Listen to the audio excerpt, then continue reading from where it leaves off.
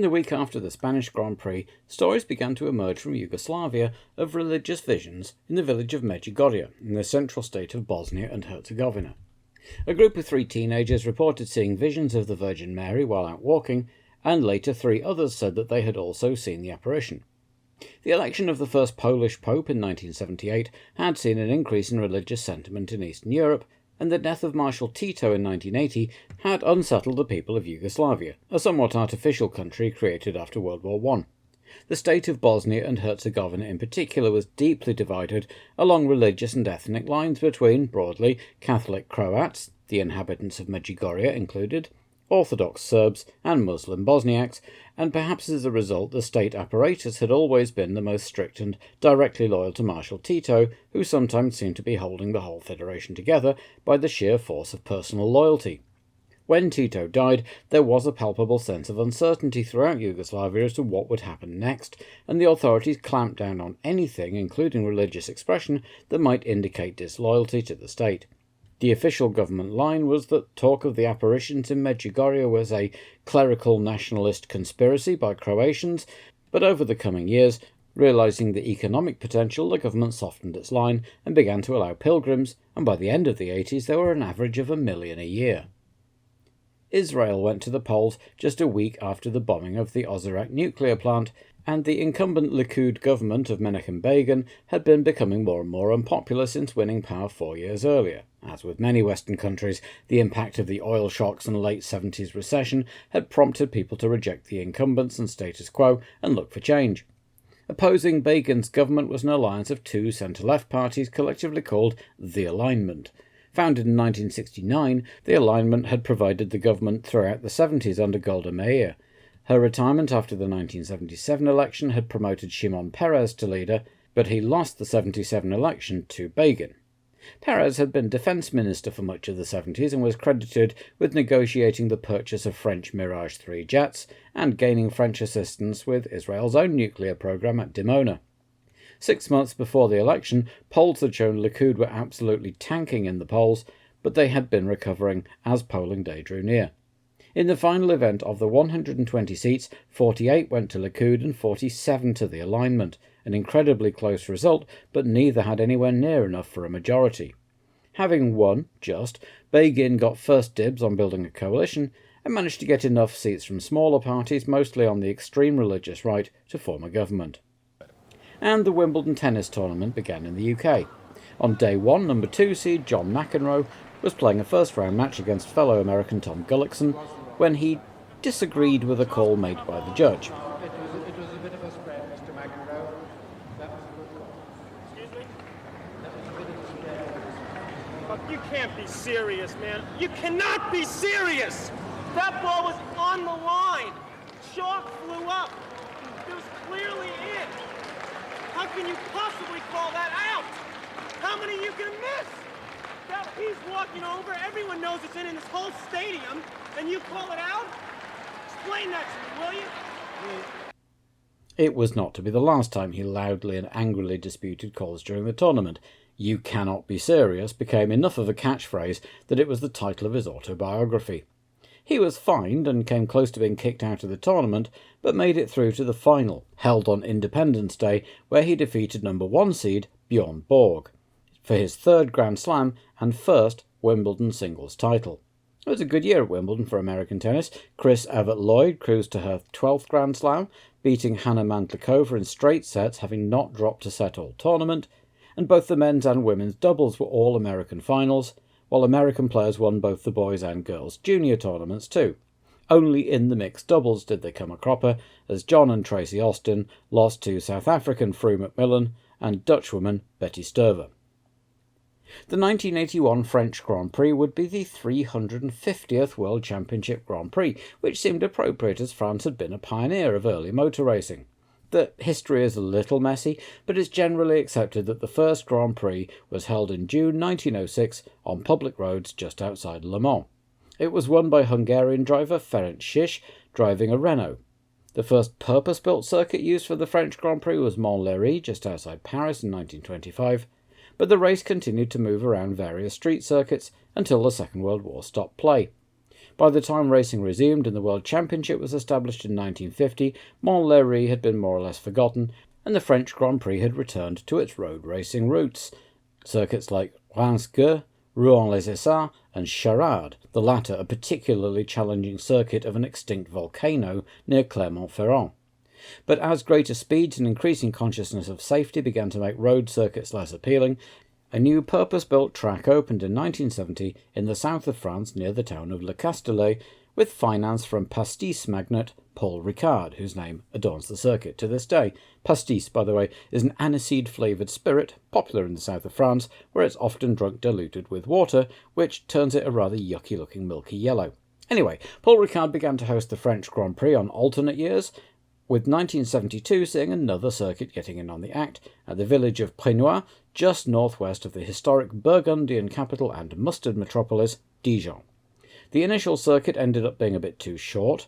Niki Lauda took the pole in the 1974 race with a time of 58.72 seconds, so after 2 years at Paul Ricard the race returned to Dijon in 1977, where a rather suggestive extra loop had been added, and the race continued to alternate. 1981 would be Dijon's fourth time hosting the French Grand Prix. But one experienced French driver would not be taking part. Jean-Pierre Jabouille had sat down with Guy Ligier, and one imagines his brother-in-law Jacques Lafitte, though it's not recorded, and agreed that whether it was his physical condition or a mental thing, he just wasn't the same driver he'd been before his accident in Canada, he wasn't happy to keep on struggling to qualify, and he'd be stepping back. But as an experienced development designer and engineer who'd been instrumental in building up Renault, Guy Ligier was keen to keep him around, and so he became a technical advisor to the team. That left a seat to fill, and the obvious candidate was Jean-Pierre Jarier, who'd already driven the car in South America, but Jacques Lafitte wasn't keen. Some sources said he was cautious about having a driver from the Matra stable, others that Jarier had got his back up on a personal level. Either way, Jumper wasn't contacted, and instead Patrick Tambay would be driving the number 5 car. That in turn left a big hole to fill at Theodore, where he'd been driving the wheels off the TY01, and Teddy Yip had just got Marlboro backing for the rest of the year too. Luckily, that allowed him to hire an experienced driver who was now out of work. No, not Jean-Pierre Jarier, Marc Seurer, who had likewise been performing near miracles in the underfunded Ensign. Ozella had a driver problem too. Giorgio Francia and Piercarlo Ginzani both had prior engagements, and Miguel Angel Guerra was still in bits, so Enzo simply decided to only enter one car at Dijon, which would at least mean there was a spare for Gabbiani, not that Beppe was to take that as carte blanche to wreck it. As promised, Goodyear were back, supplying Williams and Brabham, who'd spent the intervening weeks adjusting things to get the most out of the American rubber, while Michelin were officially supplying essentially the Fokker-aligned teams, Ferrari, Renault, Ligier, Ozella and Alfa Romeo, but were also persuaded to help out Tyrrell, McLaren and Lotus with qualifying tyres, but the rest had to make do with whatever they could get. March and Theodore bought Avons, Ensign found some of last year's Goodyears knocking about the garage, ATS still had the Michelins they'd hardly used in Spain, and the rest had to make do with over-the-counter customer Michelins, meaning no qualifying tyres, and of course Tollman had their Pirellis. Even the Goodyear Works teams had problems though, because the Acron firm hadn't made any F1 tyres in 6 months, and in the meantime Michelin had introduced radial ply tyres, while Goodyear was still making more traditional cross plies, and hadn't yet got production fully online anyway, so there was a limit to how many tyres Williams and Brabham had to play with. The controversy over the Belgian Grand Prix rumbled on, as FISA announced that they would now be fining all the drivers who failed to slow down when the ambulance was on track. Under normal circumstances that would seem perfectly reasonable, but the drivers felt that the whole thing had been such an absolute shambles at the organisational end that they really shouldn't carry the can for it. A delegation from the GPDA was due to meet with Jean-Marie Balestre after the race. In more positive news, Dave Luckett was back in the Arrows pit, though presumably not doing too much heavy lifting. On Friday morning, the circuit at Dijon saw heavy rain, so the practice session was, well, a bit of a wash, though things had dried off a bit in time for afternoon qualifying. The cool temperatures were good news for the turbo runners at least, the Renaults 2nd and 3rd, and the Ferraris 4th and 5th, after the session was interrupted by more rain, but top of the timings list was John Watson, whose MP4 really was continuing to improve. Saturday's weather was cooler and drier, and everyone managed to get a better time in, except the 2 Ferrari drivers who kept their mechanics busy. Villeneuve gift-wrapped his in catch fencing in the morning and took the spare, so when Pironi melted a cylinder, his mechanics had to miss their lunch break installing a new engine in his chassis. John Watson put up another good effort, but in the end it was René Arnoux who celebrated his 33rd birthday with his 6th career pole position. Watson and Prost both set identical times, at least to the 100th, and as John had set it first, he would line up on the front row. The McLaren was clearly working on this circuit, as De Cesaris was 5th, with Nelson Piquet 4th. The Brabham had adapted better to the new Goodyear tyres than the Williams. Lafitte put in an extraordinary shift, clocking over 50 laps on Saturday morning to fine-tune his reluctant Ligier to 6th, with Reutemann 7th, De Angelis 8th in the Lotus, then Jones, who'd spent the weekend so far trying all sorts of combinations of chassis and tyres, and Andretti just pipping Villeneuve into the top 10. Mansell had a small fire in his Lotus on Saturday morning, and it was so thoroughly doused by the marshals that the team was still cleaning all the foam off it, and he had to qualify in the spare car, an old 81. And he still beat Pironi, who would start 14th, just ahead of Rebecca and Tombe, 16th in his first attempt in the Ligier. Riccardo Patrese, always a driver sensitive to tyres, complained that his customer Michelins felt like they were made of wood and couldn't do any better than 18th, just ahead of Cheever. Daly qualified again, 19th, clearly being able to concentrate on just one car was working for Ralph and McDonald's boys. Sierra put the Theodore on the grid in 21st. Despite a bout of food poisoning on Friday though, Brian Henton was 24th and in the race until the very dying minute of Saturday when both Chico Serra and Siegfried Stohr went faster, though not fast enough in the latter's case to actually make the grid. Siegfried would sit out the race along with Brian, Slim Borgard, Beppe Gabbiani and Derek Warwick, whose second Tolman had spent much of the weekend in bits all over the garage and hadn't set a time at all on Saturday. Race day was dry, but the clouds suggested that that may not remain the case, not that that put off a huge crowd there to support the Ligiers and Renaults. Only 23 drivers made the start though, because Serra went off and bent his Fittipaldi in the morning warm-up, and with no spare and not enough time to fix it, the team were down to a single car for the afternoon's festivities. The rest went off for the parade lap around the undulating circuit, lined up on the start, but when Derek Ongaro hit the button for the red lights, the green ones came on as well. Everyone tore off the line, leaving poor René Arnoux standing still as Ongaro hurriedly hit the button for the green light, which cancelled the reds and officially started the race. If René had been hoping this start would be annulled and a new one called, he was all out of luck, as Piquet shot into the lead, chased by Watson and Prost, and soon De Cesaris was up to third past the Renault, though not for long as Alain got back ahead before the end of the lap. Villeneuve had also got a storming start to go from 11th up to 5th, so as they crossed the line after the short lap, it was Piquet, Watson, Prost, De Cesaris, Villeneuve and Lafitte in the top 6, with Arnoux having ended the lap 9th and in fighting mood. Mario Andretti had ended the first lap 7th, but quickly dropped back as first Lafitte and Reutemann came past, then Arnoux. On lap 3, there were 4 changes of position at the first corner, as Prost passed Watson for second, Villeneuve took 4th off De Cesaris, Arnoux took 7th off Lafitte, and Pironi took 9th off Andretti. Jones, meanwhile, was having another stinker of a weekend. He'd banged wheels with Andretti at the start and bent a steering rod, came in from 11th to have it replaced.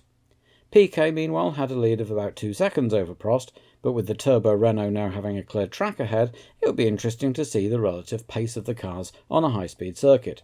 De Cesaris, meanwhile, had dropped behind Lafitte and Reutemann, and now had Arnoux breathing down his gearbox, and the second Renault was passed soon afterwards. So, after a busy first few laps, Piquet led at the end of lap 5 with Prost second, Watson third, and Villeneuve, Reutemann and Arnoux in the remaining points-paying places, followed by De Cesaris, Lafitte, Pironi and De Angelis, who'd just passed Andretti for 10th. Jones spent 3 laps in the pits before rejoining, probably wondering why he was bothering, just as Eliseo Salazar became the afternoon's first retirement, a problem with his ensign's suspension putting paid to the race. The top 3 were by now quite spread out, although still in touch, and Jones had rejoined just in time to have another lap put on him by his teammate Reutemann, who'd got ahead of Villeneuve off-screen, and Arnoux was quickly past the Ferrari 2 on lap 8, with Reutemann now looming in Watson's mirrors. Watty was the only one of the top 4 on lap 10 who wasn't suffering some kind of mechanical gremlin though. Piquet's throttle cable kept sticking, Prost's 4th gear was being a bit temperamental, and Reutemann was keeping an eye on a big blister on his front left tyre. As they came round to begin lap 9, the TV director kept the cameras on the main straight to watch the whole field go past, which took a little under a minute and gives us a sense of how spread out the field was.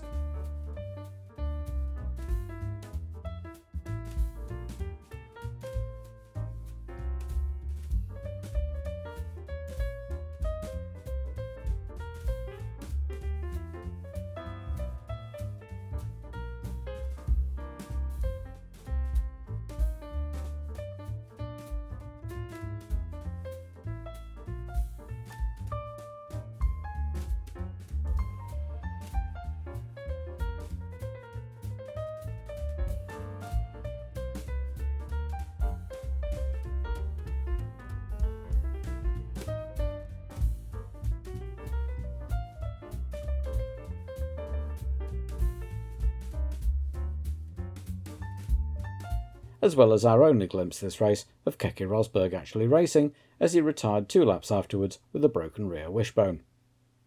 Unfortunately for the watching fans, Prost wasn't using his turbo power to catch Piquet, but rather Piquet continued to extend his lead, while Watson was now defending against Reutemann, with Jones keeping pace with the pair now his car was working properly, and clearly not in the mood to sit behind his teammate as he unlapped himself in the kind of move normally reserved for a do-or-die overtaking manoeuvre. By then, the frantic place-changing early on had settled down, and the race had become rather processional as Piquet encountered the first backmarkers, the Tyrrells of Alboreto and Cheever. Jones was back in on lap 19 to have his front tyres changed, and then came back in again 2 laps later saying, "Are you sure these things are on straight?" though possibly with a little more in the way of colourful Aussie vocabulary. Piquet was now lap 25 of 80 being held up in traffic as he arrived on the back of Tombe and Giacomelli fighting over 14th and 15th places, but he was soon through, and now it was Prost's problem, as he made his way past Patrese in his turn. By the time both Piquet and Prost had got through, the Frenchman had closed up a bit, but the gap was still 8 seconds. Meanwhile, Rebaque had been having another one of those quietly impressive races, passing De Cesaris for 8th on lap 29, then taking 7th off Lafitte next time around, as Tombe came in for new tyres, but something wasn't right on his car, and after much tinkering and Gallic gesticulation, he was sent back out 2 laps down, and then came back in to retire. Turned out one of his rear wheel bearings was damaged, so he sensibly retired the car before something fell off. Piquet, Prost and Watson, covered by a little under 10 seconds, had left the rest far behind, with Arnoux now 4th some 14 seconds behind Watson, and as Piquet lapped Mansell, there was a big peloton of cars coming up in front. Villeneuve in 6th, then Rebaque, Lafitte, De Cesaris, De Angelis, and a little way behind Pironi, all of whom were lapping 18th placed Alboreto and 19th placed Jones, who'd advanced 1 place when Daly also stopped for tyres, but was generally not having a world champion kind of afternoon. That was about half distance, and that was about as far as Villeneuve went, the Ferrari rolling to a stop on lap 42 with a dead turbo, promoting Rebaque into the points, as his teammate Piquet was approaching from the rear, picking his way through the pack. Prost wasn't far behind, and behind him Watson was fairly slicing through the traffic and arrived on the Renault's rear wing just as the pair of them passed Rebaque, who was now defending that last point from Lafitte. But as they came round to start lap 55, the heavens did what they'd been threatening to do all afternoon, and opened. Before long it was an absolute downpour. The pit lane and main straight were waterlogged, and cars were slowing down and even pulling over and stopping. Chaos once again reigned before the officials did the only sensible thing they could do and red flagged the race, and just in time for Derek Daly, who skated off and was pushed back on. The positions were taken at the end of lap 58, but now the race organisers had a problem. They were 2 laps short of having done 75% race distance, which would allow them to call the race done and award full points, just as they had in Belgium. Poor Nelson Piquet, it turned out, had been just 2 laps away from being declared the winner. But since it looked like it was going to be one of those short, sharp showers, it was decided that once it was passed, a second race would take place, a 22-lap sprint to the finish, with the results decided on aggregate time. Michelin delegate Pierre Dupasquier went over to Renault and Ferrari to tell them that he reckoned their sticky qualifying formula would last the full 22 laps, and with a fresh start and no traffic to get through, Prost would have 22 laps to make up a 6.7-second aggregate deficit. Over at Brabham, by contrast, an unhappy Piquet was being informed that not only didn't Goodyear have a super sticky qualifying tyre of their own yet, but they didn't actually have enough tyres at Dijon to change his, so he'd have to do the last 22 laps on the worn tyres he was already using. Patrese and Giacomelli meanwhile decided to start on wets, hoping the others would have to go slowly to start and they could make progress. They all lined up again for a second start, Piquet, Prost, Watson, Reutemann and Arnoux, the only drivers on the lead lap, the latter two some distance behind the leading three, with Rybacki still sixth. Unfortunately for Patrese and Giacomelli, the sun came out just before they all headed off for the second parade lap, and between that and the stiff breeze blowing, the track was drying rapidly. No problem with the starting lights this time, but Piquet got a poor start and Prost on his sticky tyres charged into the lead, chased by Watson and Arnoux, while Lafitte clipped Reutemann, who bounced into Rybacki, nerfing him off, and the Mexican had to restart right at the back. Watson meanwhile had a go at Prost for the lead, but put two wheels on the damp bit and had to give up, and Lafitte, having damaged his own car in the start line incident, pulled in to retire. Without live timings available, it then gets a bit difficult to follow exactly who is where in the aggregate standings, but the order on the track was now Prost, Watson, Arnoux, Piquet, Reutemann, Pironi, the Ferrari also benefiting from the qualifying Michelins, while Reutemann was going backwards with his steering damage now compounded by a fuel supply problem not unlike the one that had ruined Jones's Monaco Grand Prix. By lap 55, both Prost and Jones were past Piquet in the aggregate standings, while Jones, now everyone had closed up again, was moving up through the field, though he was 3 laps down and just enjoying the chance to overtake someone. By lap 72, Prost's lead over Piquet on the track was 2.1 seconds and 3.3 over Watson. The sprint race was, in the end, not particularly exciting, as Prost romped away to win his first Grand Prix, closely pursued by Watson, who kept him honest all the way to the finish. Prost was naturally delighted, though he also said he'd never been entirely happy with the handling of his car. Piquet trailed in 5th on the road, but had enough time in hand to be classified 3rd overall, and joined Prost and Watson on the podium to dutifully spray the champagne, though he looked rather like he had his own personal storm cloud hovering overhead. France had a new hero, in the quiet and diminutive Prost, while John Watson's second place followed his third in Spain to underline the progress being made at McLaren, who were still looking for their first win since the end of 1977. Arnoux and Pironi were 4th and 5th to make it 3 French drivers in the top 6, and taking the final point, despite not having actually run in the top 6 on track all day, was Elio De Angelis, just ahead of Nigel Mansell in 7th, followed by Andretti and Rybacki, who had, like his team leader, been just 2 laps away from, in his case, a point. The Brabham garage was probably not a happy place as they all packed up. Reutemann had spluttered across the line in an overall 10th place, which, combined with Jones's woes, meant that it was the first time since the opening race of 1980 that neither Williams had scored points. But nonetheless, Carlos remained top of the standings, as Piquet inched ahead of Jones into 2nd, while Prost shot up the table to 6th, just 4 points behind his countryman Lafitte. And despite Williams drawing a blank in France, they still had more than double second-place Brabham's points as the teams prepared for the British Grand Prix at Silverstone. But before that, with 8 races gone and 7 to go, it's time to pause and take a quick look at how everyone's doing at the halfway point of the season, which will be the next video.